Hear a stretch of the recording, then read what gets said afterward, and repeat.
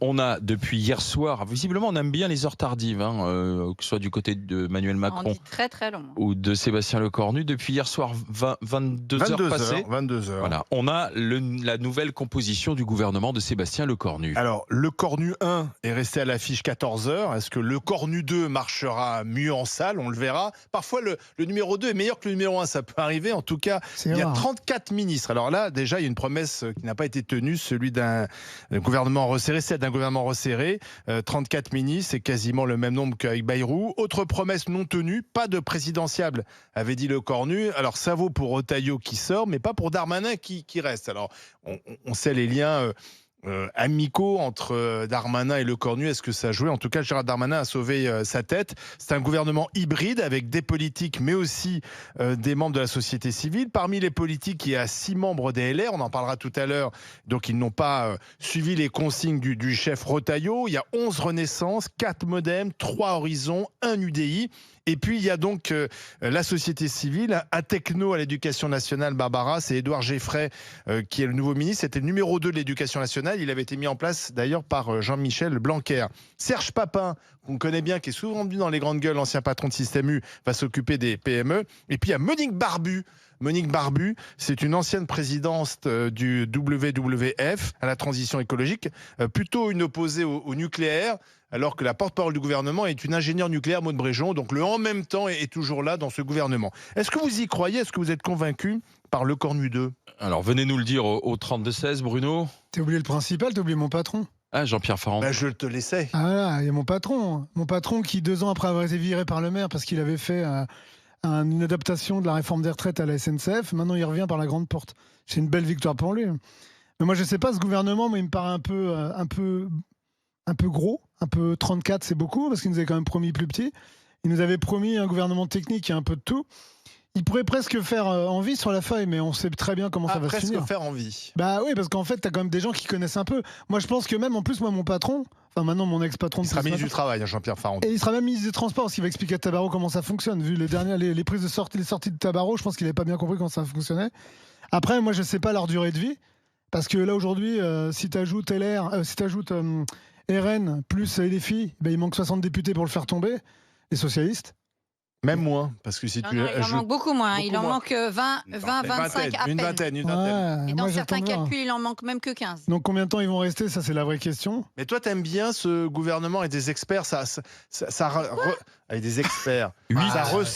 Ça ressemble un peu au premier gouvernement Macron, souvenez-vous. Justement, c'est ça le problème. Ah ouais, C'est-à-dire c'était vachement qu'on des revient, experts. on revient en 2017. C'est-à-dire que Macron, qui est le human bomb, qui est en train de dire à tout le monde « soyez responsables, sinon tout va péter », comme si c'était notre faute à nous et pas sa faute à lui. On revient en 2017, donc on recommence à zéro en fait. Donc je comprends même pas le fait que tu sois un petit peu séduit. C'est mon patron, mec. Oui, Attends, d'accord. c'est Non, mon mais patron, attends, je fais attention. Là, je marche sur des on œufs. est face à une grosse arnaque intellectuelle quand même. Pourquoi? Donc, oui, avec des pseudo-experts, on n'avance pas avec ce président. Aujourd'hui, la seule solution, c'est, vu qu'il ne démissionnera pas, c'est la dissolution. Il faut Toi, t'es pas recommencer convaincu par le Cornu 2? Mais pas du tout. Qu'est-ce que ça va apporter? Et en plus, on va en parler tout à l'heure. On voit comment il prend plaisir à continuer de détruire les partis politiques, notamment LR. Salut Bruno Retailleau, on va en parler dans quelques minutes. Donc pour moi, c'est une escroquerie intellectuelle dans laquelle il ne faut surtout pas tomber. On n'est même pas sûr que ce gouvernement tienne jusqu'à la fin de la semaine. Parce qu'il y a le totem du PS qui est la réforme des retraites. Il y a le totem du Rassemblement national qui est la baisse de la TVA sur les énergies et la baisse du train de vie de l'État. Déjà qu'on a 34 ministres au lieu d'en avoir un peu moins. Donc au niveau de la baisse du train de vie de l'État, je ne suis pas sûr que la promesse soit tenue aussi. Barbara.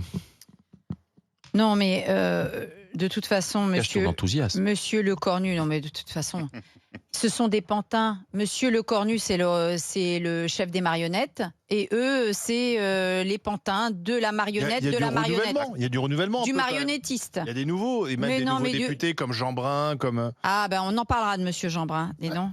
Bon, bref. Non, mais tout ça n'est qu'une vaste blague, une farce. On parlera aussi des petits arrangements en coulisses qui sont à vomir. Je te donne une miette aux socialistes, je te donne une miette au LR. Pourquoi? C'est exactement le son qui a été mis par la production. Pourvu que ça dure. C'est-à-dire que tous ces gens n'ont qu'une seule envie, c'est que ça dure. Les gyrophares, les voitures, les chauffeurs, les cartes de visite de ministres. Un budget au pays aussi. Non. le budget, c'est du Il risque de bidon. pas être très C'est bon. du bidon, toute cette histoire-là, de nous dire « Ah, mais il faut un budget pour la France ». Premièrement, on peut reconduire le budget précédent. Il ne sera pas pire que ce qu'est en train de nous préparer Monsieur Le Cornu. Le plus urgent aujourd'hui, c'est de donner un cap au pays.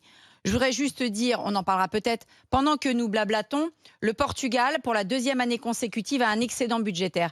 Alors oui, ils en ont bavé des ronds de chapeau pendant une dizaine d'années, mais depuis 4-5 ans, c'est reparti. Et là, ils touchent enfin les résultats de leurs efforts. 2 ans successifs d'excédent budgétaire. Ils ont enfin réussi à éponger leurs dettes. Qu'on prenne exemple sur le Portugal, au lieu de continuer à regarder et à débattre de Monsieur Le Cornu.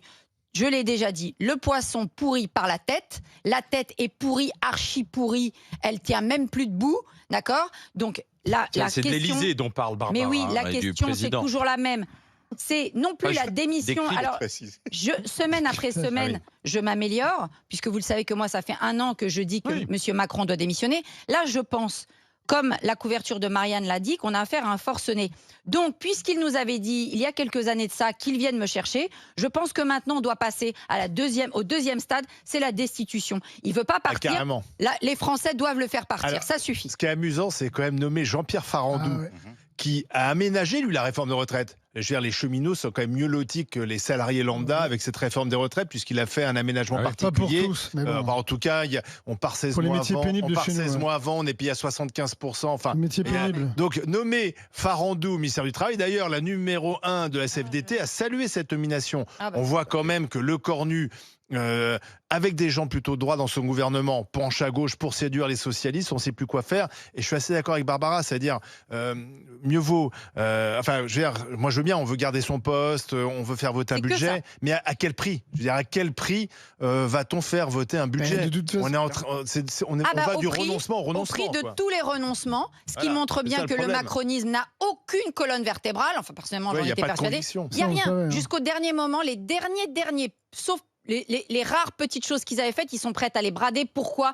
Le pouvoir, l'hubris du pouvoir. Je trouve ça sidérant. Bruno, et en plus, il vient de nous dire qu'il a moins de soldats. Bonjour les références, hein, franchement. Il fait la guerre pourquoi? Il fait la guerre pour ses postes et pour son petit chef, Macron.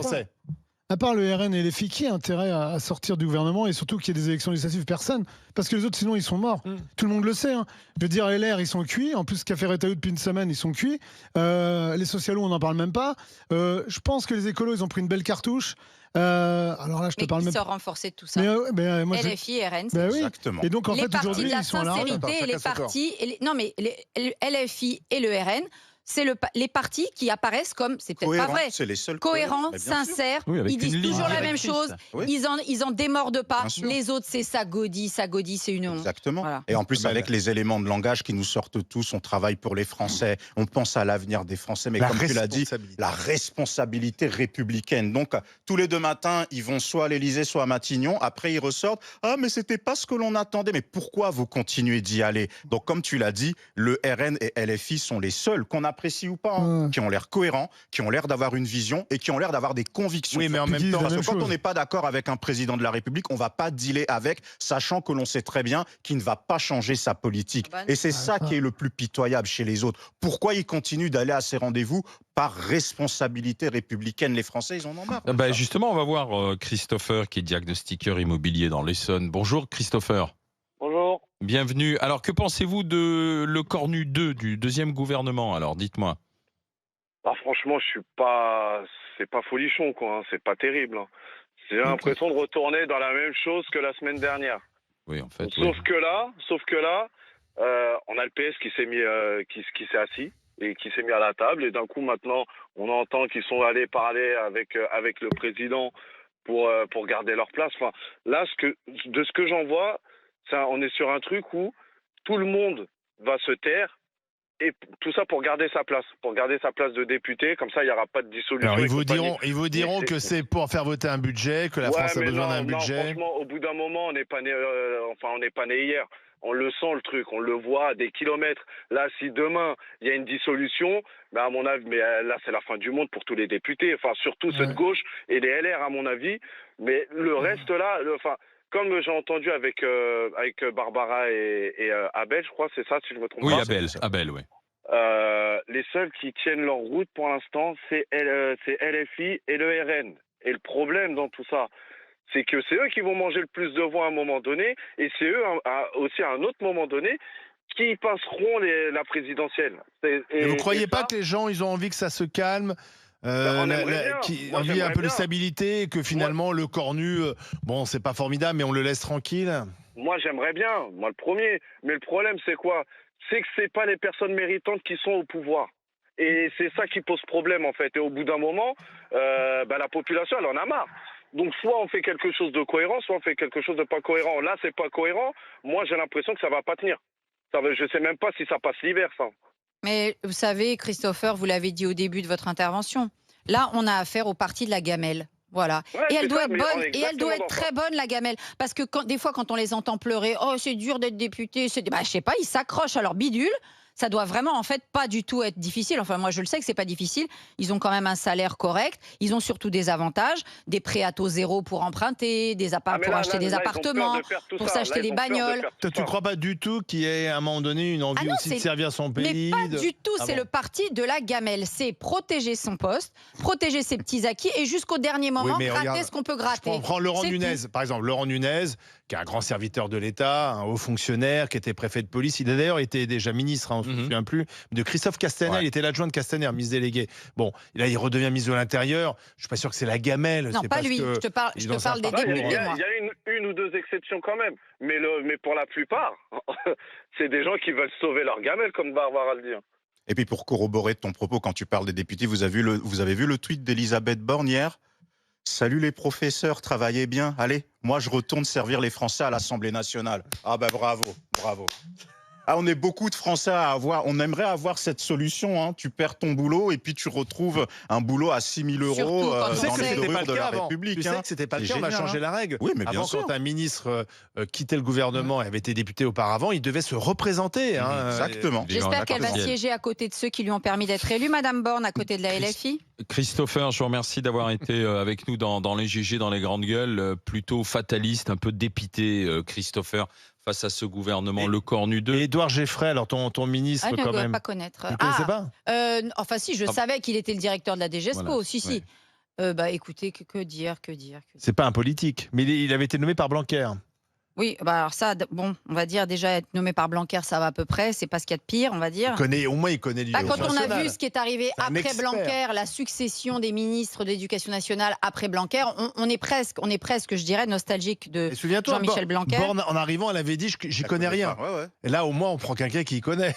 Oui. Mais de toute façon, là, il va gérer ça pendant 15 jours, 3 semaines. Ouais, donc, en fait, c'est un gouvernement de gestion des affaires courantes. Oui, gestion des affaires courantes, mais très courantes, excusez-moi de l'expression pour pas dire, voilà. C'est vraiment très, très courante, parce que ça ne va pas durer bien longtemps. Hein. Oui, mais Serge Papin, qui est un chef d'entreprise, ici même, dans les grandes gueules, beaucoup disent ça serait bien qu'on prenne des chefs d'entreprise, des gens qui connaissent un peu la vraie vie. Ah, mais ils ont dû pleurer pour avoir Édouard Leclerc aussi. Papin, c'est pas mal si c'était ministre du pouvoir d'achat, excuse-moi, ministre du pouvoir d'achat. Parce que tu diriges systémique, Oui, mais là vous êtes pas ministre du temps libre. Je suis pas d'accord avec vous. Pourquoi ministre de la QVT? Non, mais on peut dire que c'est tous des nuls, mais c'est pas vrai. Ministre des chaussures. Non, mais ministre du pouvoir d'achat, sur le Egalim. Mais moi, je préfère avoir un mec comme Papin, ministre des PME. Moi, Jean-Pierre. Moi, j'en préférais Jean-Pierre. Qui sait ce que c'est de signer des contrats de travail. Alors, regardez, gouvernement Le Cornu, est-ce que vous validez, oui ou non? On va regarder quelle est votre humeur. Non, 90%. On n'était pas très loin quand même du score parfait. Heureusement que ce n'est pas nos auditeurs qui font les motions de censure.